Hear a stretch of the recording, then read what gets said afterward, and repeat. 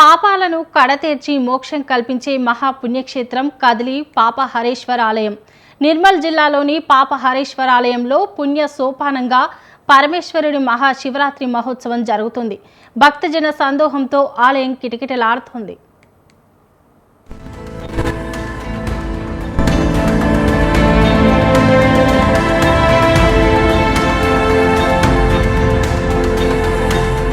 నాలుగు శతాబ్దాల చరిత్ర కలిగిన కదిలి పాపహరేశ్వరాలయం నిర్మల్ జిల్లా కేంద్రానికి 18 కిలోమీటర్ల దూరంలో కొలువై ఉంది. ఇక్కడ పరమేశ్వర లింగాన్ని పరశురాముడు ప్రతిష్ఠించినట్లు ఆలయ చరిత్ర చెబుతోంది. శ్రీహరి సర్వోత్తమ సర్వోన్నత దైవమని సర్వశాస్త్రాలు తెలియజేస్తున్నాయి. అంతటి శ్రీమన్నారాయణ్ణి అవతారమైన పరశురాముడు ప్రతిష్ఠించిన ఆలయం కావటంతో ఇక్కడ శివరాత్రి వేడుకలు ఘనంగా నిర్వహిస్తున్నారు. కదిలి పాపహరేశ్వరాలయ ముఖద్వారం పడమర దిశగా ఉండటం విశేషం. ఆలయాన్ని కొందరు దుండగులు ధ్వంసం చేయడానికి వచ్చిన సమయంలో పెద్ద శబ్దంతో ఆలయ ముఖద్వారం పడమర దిశగా మారినట్టు ఆలయ చరిత్ర చెబుతోందని భక్తులు వెల్లడిస్తున్నారు.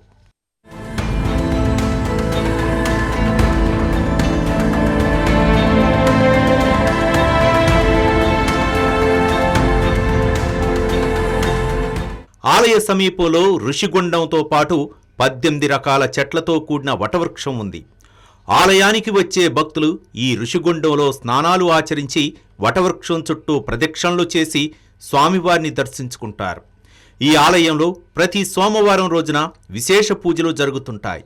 ముఖ్యంగా శ్రావణ మాసంలో ప్రతి శని సోమవారాల్లో స్వామివారికి అభిషేకార్చనలతో పాటు అన్న పూజలు నిర్వహిస్తుంటారు. ఈ ఆలయ వెనుక భాగంలో అన్నపూర్ణామాత కొలువుదీరడం ఈ ఆలయానికి మరో ప్రత్యేకత. అన్నపూర్ణామాత కొలువైనందున ఇక్కడ నిత్యాన్నదానం కొనసాగుతుంది. సంవత్సరంలో 365 రోజుల పాటు నిత్యాన్నదానం కొనసాగుతూ ఉంటుంది.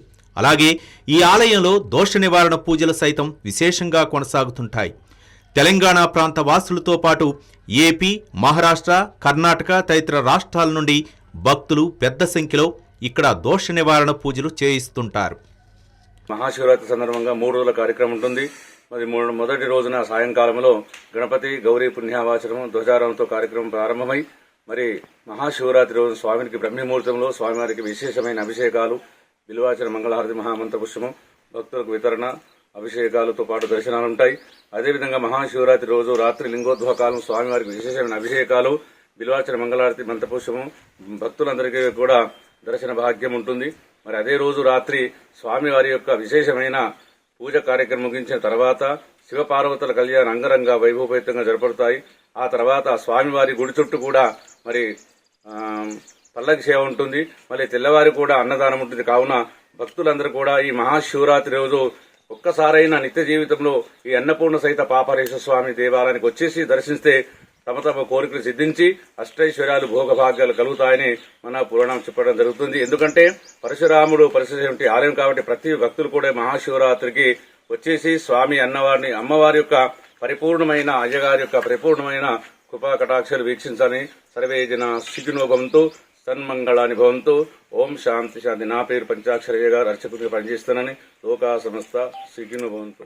మహాశివరాత్రి పర్వదినం సందర్భంగా అశేష రీతిలో భక్తులు తరలివచ్చారు.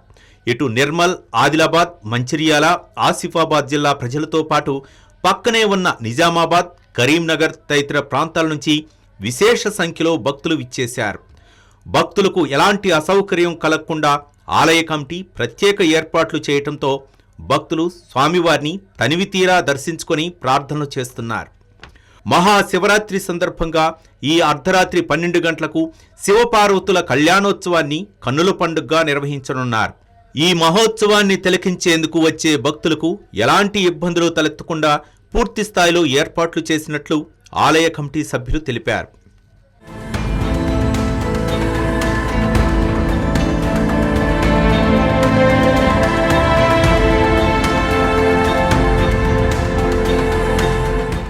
హరహర మహాదేవ శంకర అభయంకర శివోహం పాహిమాం పరమేశ్వర రక్షమాం పాపహరేశ్వర అంటూ దిక్కులు పిక్కటిల్లేలా శరణఘోష చేస్తూ భక్తులు స్వామివారిని దర్శించుకుంటున్నారు.